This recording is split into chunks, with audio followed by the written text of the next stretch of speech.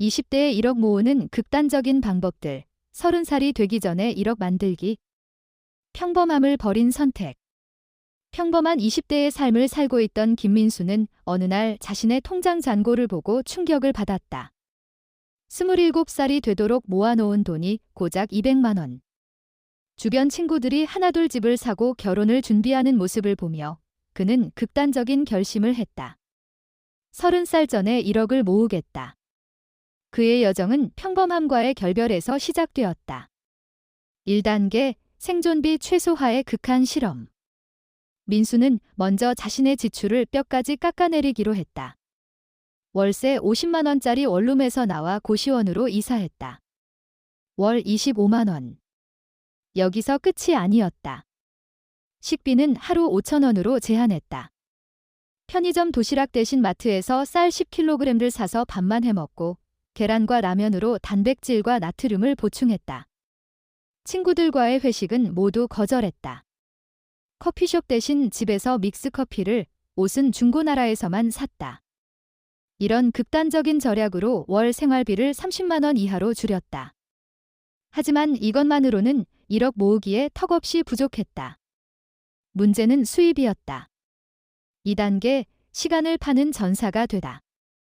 회사에서 받는 월급 200만 원으로는 한계가 있었다.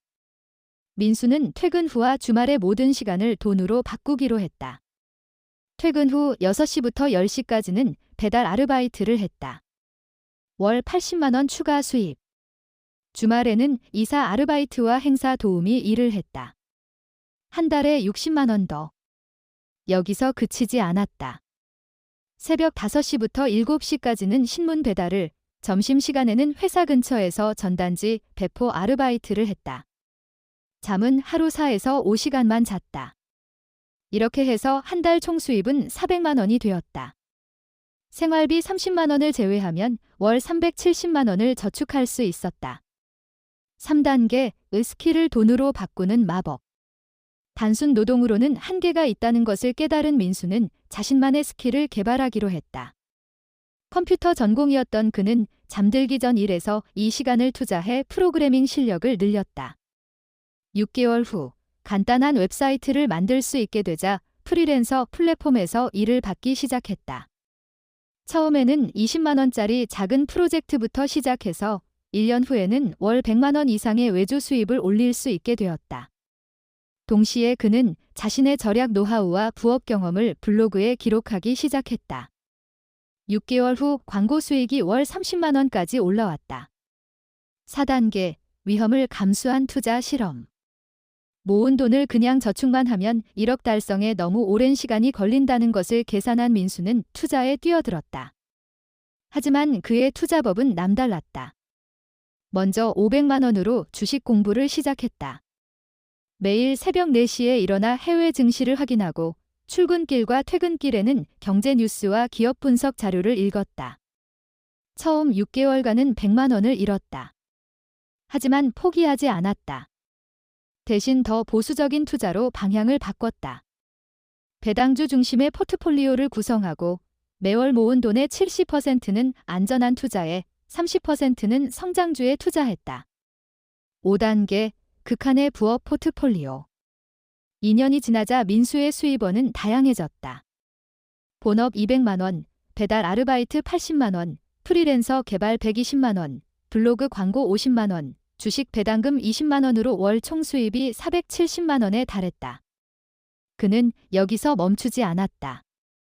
주말에는 중고 물품 거래에도 손을 댔다.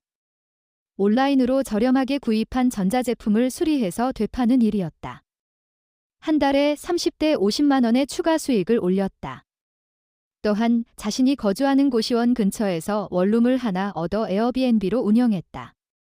월세와 관리비를 제외하고도 월 40만 원의 수익을 남겼다. 6단계 복리의 마법과 시간 관리의 예술. 3년 차에 접어들면서 민수의 투자 수익률이 눈에 띄게 개선되었다.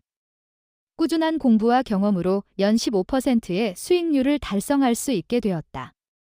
매월 400만 원씩 투자하니 복리 효과가 기하급수적으로 커졌다. 그는 시간 관리의 달인이 되었다. 이동 시간에는 오디오북으로 공부하고 대기 시간에는 스마트폰으로 투자 정보를 확인했다. 15분이라도 빈 시간이 생기면 프리랜서 업무나 블로그 글쓰기를 했다. 7단계 네트워크의 힘. 혼자서는 한계가 있다는 것을 깨달은 민수는 같은 목표를 가진 사람들과의 네트워킹에 신경 쓰기 시작했다. 투자 스터디 모임에 참여하고 온라인 커뮤니티에서 활발히 활동했다. 이런 인맥을 통해 더 좋은 투자 기회와 부업 정보를 얻을 수 있었다. 특히 같은 개발자들과 팀을 이뤄 더 큰 프로젝트를 수주할 수 있게 되었고 수익도 배로 늘었다. 마지막 목표 달성과 그 후. 4년간의 극한의 노력 끝에 민수는 29살에 1억 원을 달성했다. 하지만 그는 여기서 멈추지 않았다. 4년간 몸에 밴 습관들을 유지하면서도 조금씩 여유를 찾기 시작했다. 이제 그는 다른 20대들에게 자신의 경험을 나누며 컨설팅 사업도 시작했다. 극단적인 방법이 항상 정답은 아니지만 평범함에서 벗어나려는 용기만 있다면 불가능한 일은 없다는 것이 그의 철학이다. 결론, 극단과 균형 사이에서. 민수의 이야기는 극단적이다. 모든 사람이 이런 방식을 택할 수도 택해야 할 필요도 없다. 하지만 그의 여정에서 배울 수 있는 교훈들이 있다. 첫째, 명확한 목표와 강한 의지의 힘이다. 둘째, 다양한 수입원 개발의 중요성이다. 셋째, 지속적인 학습과 스킬 개발이다. 넷째, 시간 관리와 효율성 추구다. 마지막으로 적절한 위험 감수와 투자의 필요성이다. 20대에 1억을 모으는 것은 분명 쉽지 않은 일이다. 하지만 불가능한 일도 아니다. 중요한 것은 자신만의 방법을 찾고 꾸준히 실행하는 것이다. 극단적인 방법이 답은 아니지만 때로는 극단적인 결심이 평범함을 뛰어넘는 첫걸음이 될 수 있다.